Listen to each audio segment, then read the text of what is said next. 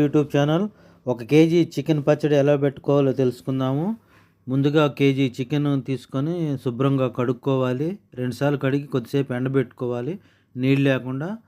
దీనిలో అల్లం చిన్నుల్లిపాయల పేస్ట్ ఒక 100 గ్రాములు, కారం 100 గ్రాములు, ఉప్పు ఒక 50 గ్రాములు, ధనియాల పొడి ఒక 4 స్పూన్లు, గరం మసాలా ఒక 3 స్పూన్లు రెడీ చేసుకొని పక్కన పెట్టుకోవాలి. తర్వాత బాండీలో కేజీకి ఒక 3/4 కేజీ నూనె పోసుకొని బాగా వేడి అయ్యాక ముందుగా ఒక 1/2 కేజీ మాత్రం వేసుకోవాలి. ఎందుకంటే కేజీ అయితే సరిగా ఉడకదు. ఒక 1/2 కేజీ వేసుకొని బాగా ఎర్రగా వచ్చే వరకు వేయించుకోవాలి. అట్లా 2 సార్లు వేయించుకొని శుభ్రంగా ఇట్లా ఏగిని తీసుకొని ఇలా ఒక బౌల్లో వేసుకోవాలా మొత్తం. మళ్ళీ అదే నూనెలో మసాలాలు మొత్తం వేసుకోవాలి. అంటే ముందుగా అల్లం చిన్నుల్లిపాయ పేస్ట్ వేసుకొని ఎర్రగా వచ్చిందాకా ఉంచుకొని అదే నూనెలో కారం, ఉప్పు,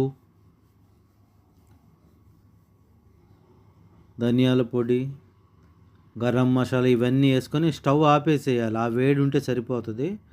ఇవన్నీ కూడా వేసుకొని శుభ్రంగా కలిసేటట్టు శుభ్రంగా తిప్పుకోవాలి. అలా తిప్పుకున్న తర్వాత అన్ని మసాలాలన్నీ పర్ఫెక్ట్గా ఒకసారి కలిసేటట్టుగా వేడి నూనెలో స్టవ్ ఆపేసుకొని వేడి నూనెలో తిప్పుకోవాలి.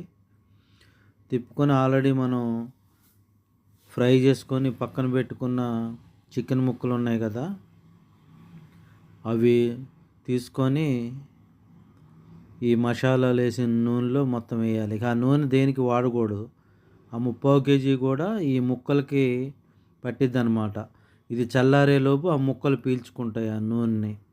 శుభ్రంగా ఒకసారి తిప్పి మనం మూత పెట్టుకొని చల్లారాక ఒక 6 నిమ్మకాయలు తీసుకొని కోసేసి ఈ పచ్చళ్ళలో పిండుకోవాలి.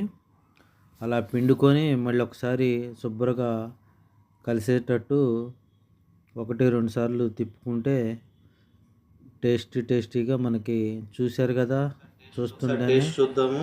ఇక తిని చెప్తాను రిజల్ట్ ఎలాగుందో. కొంచెం మీకు చెప్పడం కోసం కొంచెం 2 స్పూన్లు అన్నం పెట్టుకున్నాను.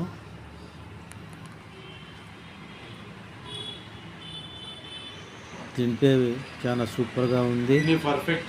ఇంకా ముక్క కూడా ఉంది కదా, దాన్ని కూడా చూద్దాం ఉడికిందో లేదో.